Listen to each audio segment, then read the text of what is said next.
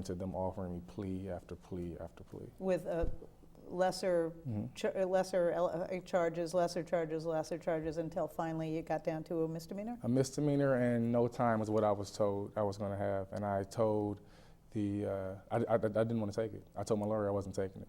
And then after that situation, my lawyer and I were brought into the same courtroom, and the prosecuting attorney was as well, and we found out that one of our jurors was going to be dismissed for speaking about the case. And it was a little gray area as to what he was saying, but it was bad for us, the words that were coming out of his mouth. And so my attorney kind of looked at me and told me maybe a good idea to take another thought at maybe taking this deal.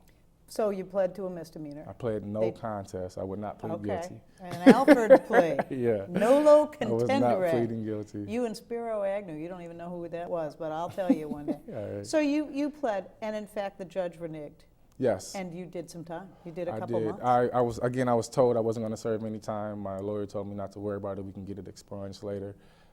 When we went to the actual sentencing, actually before I went to the sentencing, I met with the guy who did my PSI. And he pre-sentence investigation. And he also, as a former defense attorney, I happen to know that. All right. He also recommended no time, but he said something that was key. He said, if you already had a deal, why are we doing this? And it kind of, I was confused. Yeah. And it later showed why. When I went to court for the actual sentencing, the judge reneged on the deal. He actually still gave me a misdemeanor, but it's what's known in Michigan as a high court misdemeanor. And he sentenced me to 6 months in county jail. Of which you did 2? I did 3. 3? Yes. So you get the LSAT Mm-hmm. book. You study for the LSAT in jail. In jail. That's a story I have never heard before. Yeah. I bet you if you looked in every jail cell in America, you'd be the one. Yeah. And you decide that you want to go look at law schools. Mm-hmm. You told me a story about you couldn't even afford to go to Chicago for the law school forum. Mm-hmm. You borrowed a suit. Mm-hmm. Unbelievable. Mm-hmm. And there you met Dean Canty? Yes, for the second time. I had met Dean Canty initially. When you took the LSAT? Things were on a better note. I took the LSAT, and then when I was in Detroit, I, like you mentioned, borrowed a suit because I didn't have one at the time, and I didn't have money to fly to Chicago, so I caught a bus because law school had become something that I wanted to do, and I must have spoke to about 100 different law schools that day. I had a stack of brochures about 3 feet high, and I still felt I wasn't finding in the people I spoke to what fit me best. I wanted to go to law school to help people who were in similar situations of my own. And right before I left, I was walking out the door and I saw Dean Canty again. And I walked over there and I spoke to her, and I was our admissions director, the best in the business, Dean very Vivian best. Canty. I was in give awe. her props. Yes, for shouting definitely. out to Vivian Canty. She gave me probably, we didn't speak about what everything that UDC had to offer. She wasn't trying to sell it to me, or this wasn't a sales pitch. This was a conversation with a regular person, and she was being honest with me. And I will never forget that day, because as I was walking out of the door, I thought that's the kind of people I want to be around. And I want to surround myself with people who are trying to help people like she is right now. And if I was accepted to go to the David A. Clark School of Law, then I would do so. And you ended up choosing us over other opportunities to go to other law schools. Mm-hmm. And you came to DC, you came to UDC. In first year, you went to your first course, which is Law and Justice, Mm-hmm. right? It starts before the even academic year starts.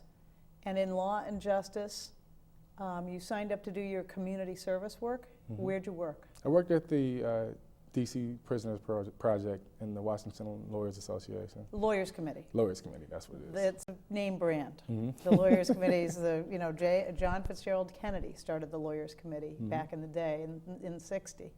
And they have a Prisoners Project, which is an amazing project. And you went there and learned about what prisoners need. You brought a special insight. Yes, I learned a number of different things, but one of the the best things I took away from the Prisoners Project was the ability to help just human beings, period. Regardless as to everything else that's happened in their lifetime, people deserve to be treated like people. And at the Prisoners Project, I was able to help people who were facing hard times and being treated unjustly.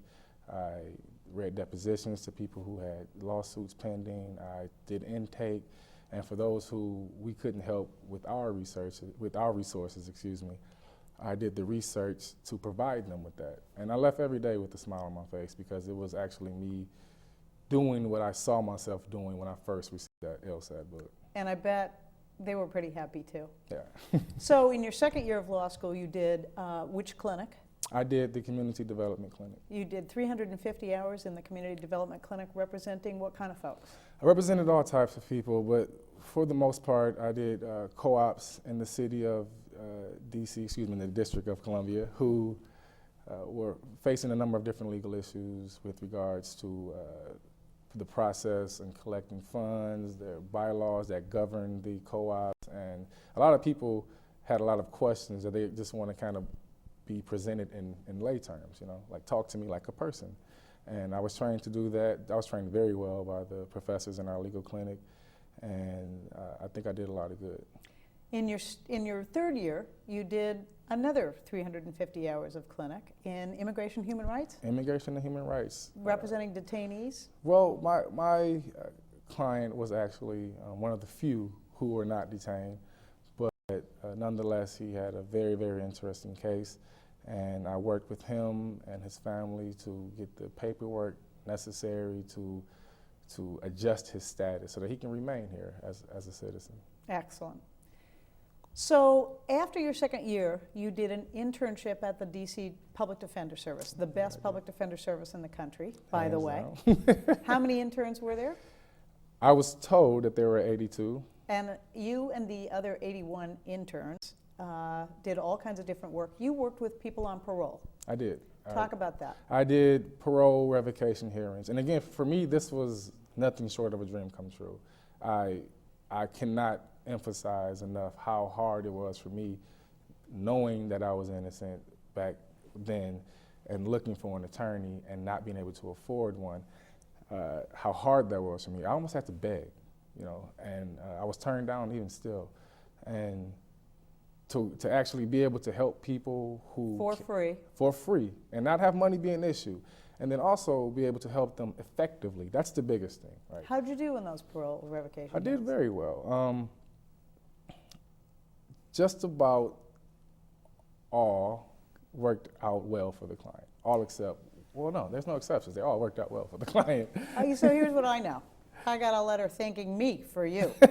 So I know you did well. I know you did well enough. Out of the 82 interns they had, I believe one was selected to be hired after graduation?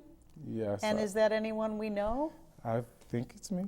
Yes. I have never been so thrilled. I got that email over Christmas break that you had been offered the job at the Public Defender Service. I didn't get that job, by the way. I would have killed for that job. That was my dream job. I didn't get that, James. You got that job. Congratulations. I couldn't be more thrilled. Yes. So what are you going to do? You're going to go to the Public Defender Service? I am.